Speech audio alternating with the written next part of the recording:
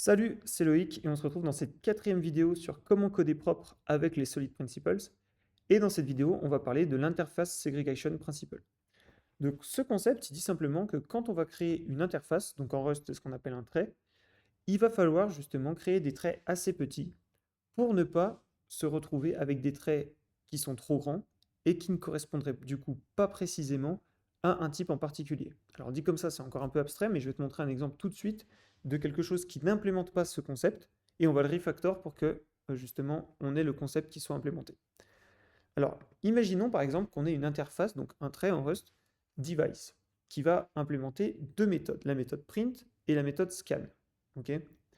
Donc ensuite, on va vouloir représenter les imprimantes avec un struct printer qui est juste là, et les scanners avec un struct scanner qui est juste là.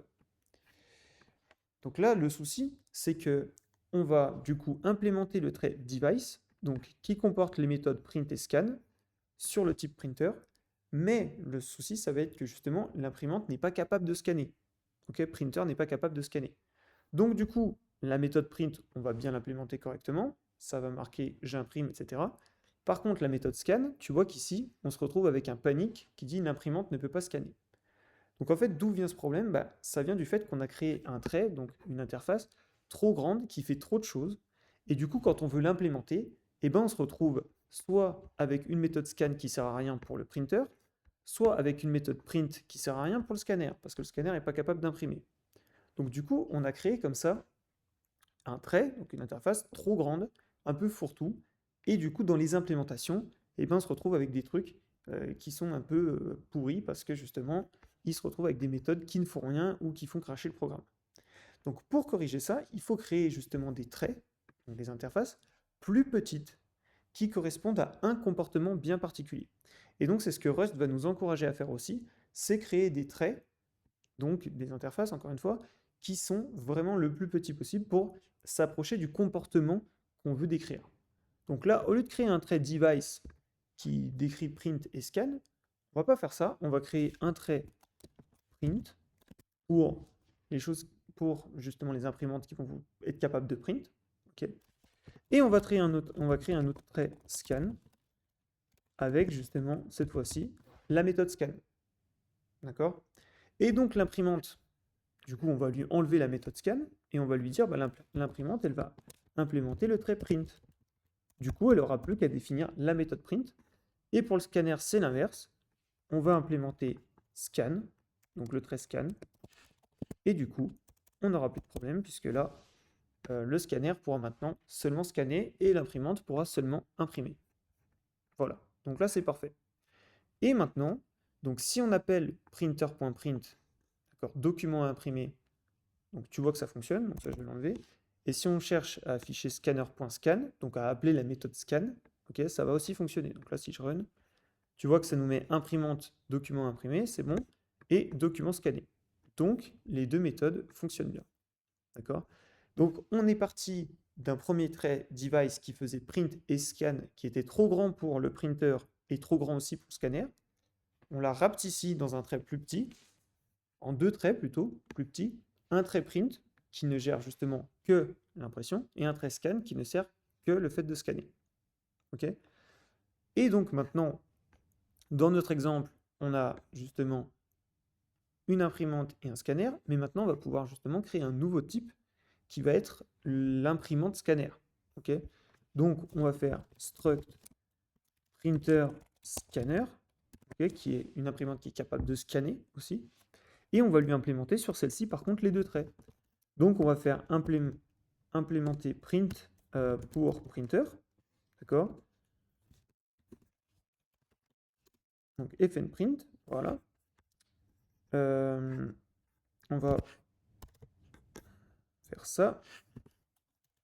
Et là, on va mettre imprimante et scanner deux points avec ce que ça fait. Donc là, j'ai encore une erreur. Ah oui, c'est sur printer scanner, pardon. Voilà. Et on va faire pareil avec justement le trait scan, parce que l'imprimante scanner, elle est capable de scanner aussi. Et donc cette fois, c'est sur printer scanner. Voilà. Document scanné depuis imprimante scanner. Voilà. Imprimante et scanner, je vais l'appeler, hein, c'est son nom, ou imprimante multifonction. Voilà. Donc ça change rien. Et donc là, on va justement créer printer scanner, qui est de type printer scanner, voilà.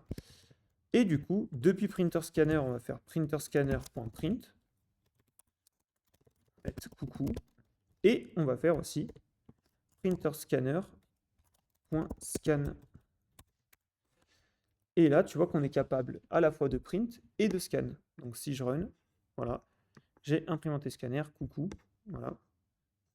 Et du coup, là, ça va m'afficher, quand je vais appeler printer scanner.scan, document scanné depuis imprimante et scanner. Donc je run.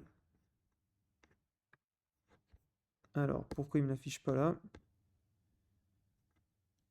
Donc là, on a scan, on a printer scanner. Ok, parce que j'affiche pas, tout simplement.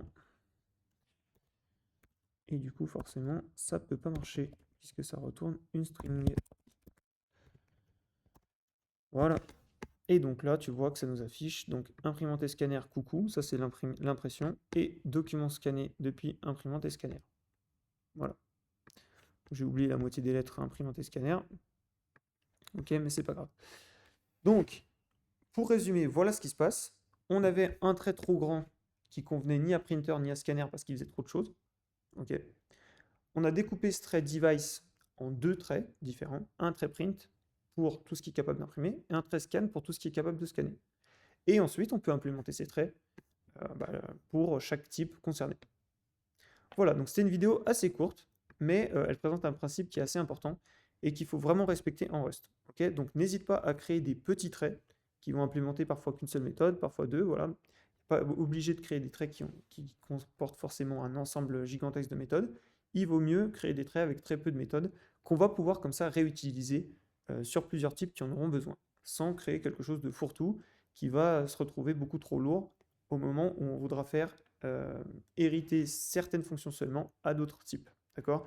Parce que le but, c'est vraiment ça, c'est de se dire quelle partie de mon code va pouvoir réutiliser ces méthodes-là. D'accord? Si tu vois que tu crées un trait avec 10 fonctions et que plus tard, tu sens que dans ton code, il y aura potentiellement quelque chose, un type qui va utiliser une fonction, un autre type qui va utiliser une autre fonction, un autre type qui va utiliser encore une autre fonction, il vaut mieux découper ce trait en 3 traits, okay, pour pouvoir isoler les fonctions que tu veux faire hériter et ensuite, justement, les implémenter sur chaque type qui en aura besoin. Voilà, donc c'est tout pour cette vidéo et on va se retrouver du coup pour la prochaine vidéo où on parlera du dernier concept, sûrement un des plus importants parce qu'il change vraiment la façon de coder, le Dependency Inversion Principle.